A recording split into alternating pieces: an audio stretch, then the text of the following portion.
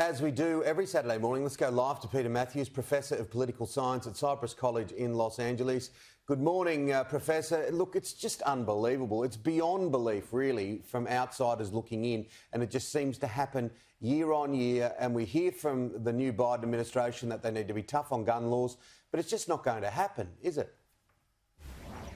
If the past is any indication, it's going to be very tough because of the NRA and, most importantly, the gun manufacturers who don't want any kind of gun regulation at all.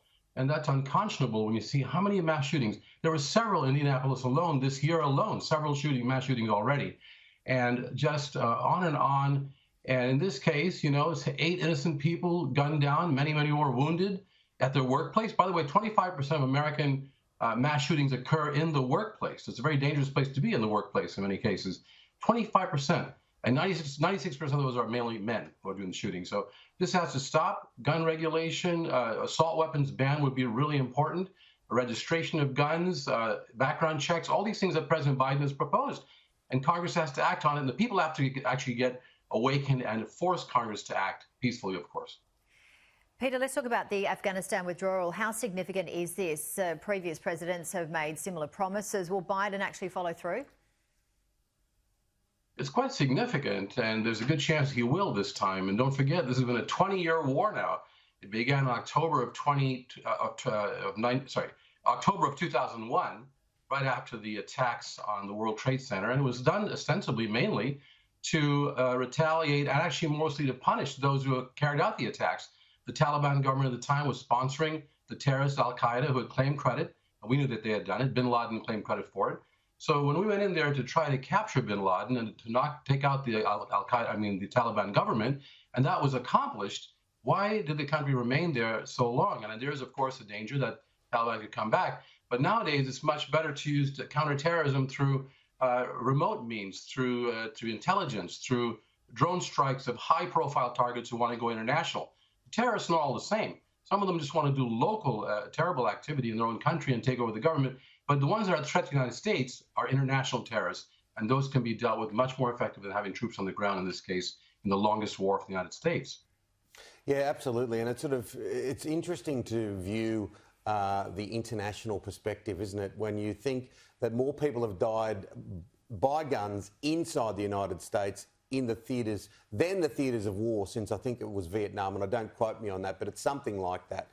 The numbers are staggering. It is phenomenal. And I just wonder, you know, what people think when they see the states pointing the finger at others when they can't get this right, because it's remarkable. And it seems the last few weeks we've just turned a page on a new event every single couple of days. Constantly. And, you know, the vast majority of American people want sensible gun control. They want the reforms that could reduce this violence. You folks had a Port Arthur massacre back in 1996. When you banned assault weapons, then it's the number of massacres went down way. That was like 3 out of the last 20, 30 years.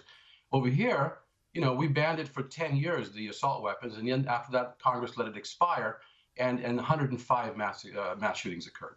So there's comparative analysis that proves that these gun control sensible measures would work. So the American people have to get up and express themselves, because most of them want them, and the gun lobby is stopping it. And you're right about the wars. I mean, 2,300 people died in Afghanistan in the last 20 years. I'm talking about American combat soldiers, 43,000 Afghans, and far more Americans dying so many times throughout the years by gun violence here. Let's turn to a different topic now. And on Friday, Peter, Dr. Scott Gottlieb commented that the US is unlikely to eradicate COVID like it has done with other diseases such as polio and smallpox unless Americans significantly change their frame of mind on vaccination. What's your take on this theory? It is absolutely correct that Americans have to accept vaccination. We started out with 30% adamantly refusing to accept it, and now it's down to 20-something%. People are learning that their neighbors and family are getting vaccinated and they're surviving just fine, and they're kept from getting the virus. You know, it's just remarkable, the percentages. It's a way over 90% efficacy that blocks the virus from attacking you and putting you in the hospital. People should see this in a logical way, and more Americans are getting to understand this. But the problem is it's also a certain ideological perspective. Half of Republicans don't want to be vaccinated. Over 90% of Democrats will. And it's not just it should not be a partisan issue. This is a scientific issue. and it has to be done. Otherwise, we're not going to be able to wipe this out completely, as the doctor said. And it stubbornly won't move, will it? It's like 65,000, 68,000, average 72,000 a day. And look, you would have thought it'd be dropping further than that at the moment, after what we've seen.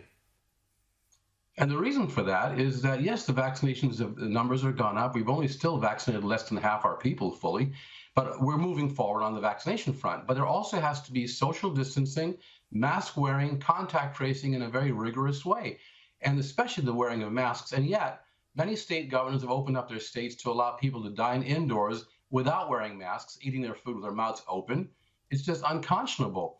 And then many schools are sending kids back on campus directly without even testing the kids, without a child's vaccine. I think what we should do is get this under control in the next month and a half, 2 months, and then it'll be really under control, and do it the right way, the scientific way. So let's hope people will wake up. Let's hope so. Always great to talk to you, Professor Peter Mathews. We'll touch base with you again soon. Thank you, Janie, and thank you, Tim. Thank you.